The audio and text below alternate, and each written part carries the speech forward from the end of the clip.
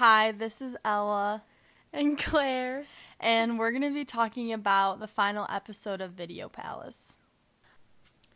Okay, so first we're just going to be going over some of the questions we had from the episode.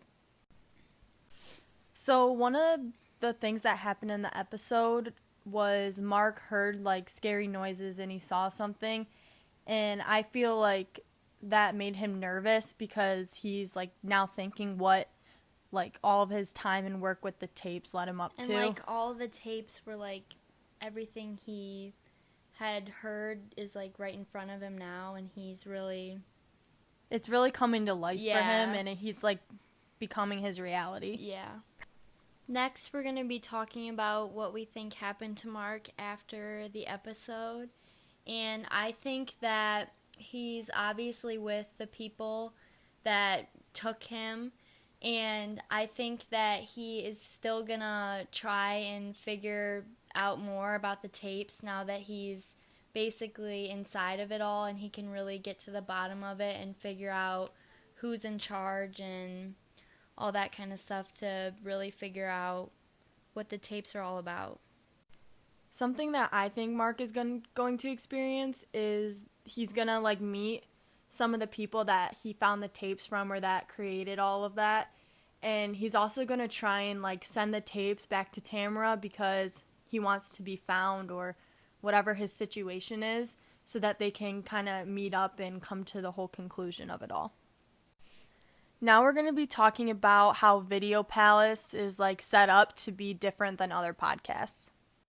So one thing that I noticed that was really different than podcasts that I've seen is that usually podcasts are pretty unedited, and in this podcast it was very edited. There's lots of sound effects and music, and Yeah. I also feel that podcasts that I've seen, there's there's not really a purpose to it. It's just to kind of get ideas going and maybe review something or talk about a topic. And a couple topics, usually not just focusing on one. Yeah.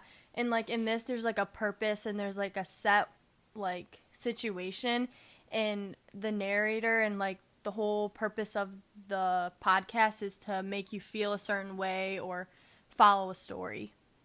And also for me, I feel like I would be watching this story as a video and not an audio. So when I was listening to it, I kind of got to visualize how I felt the setting would be, how I felt the people would look, and how I wanted to picture it. When if I was watching it in a video or a movie or something, it would all be set out for me, and I would just have the same picture as everybody else. Yeah, and it's very like a movie, like you're watching a show, which is kind of different from podcasts.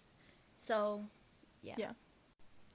So, overall, I really enjoyed listening to the podcast because it really, interested me and really made me want to watch more and find out what happens next, and if there were another episode, a new season of them.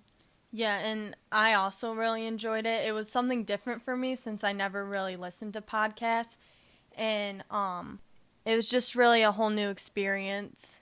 Because instead of just watching something, you had to listen to it, and really it just gave a different... Yeah, I can only use what I heard. I can't use what I saw and what I heard.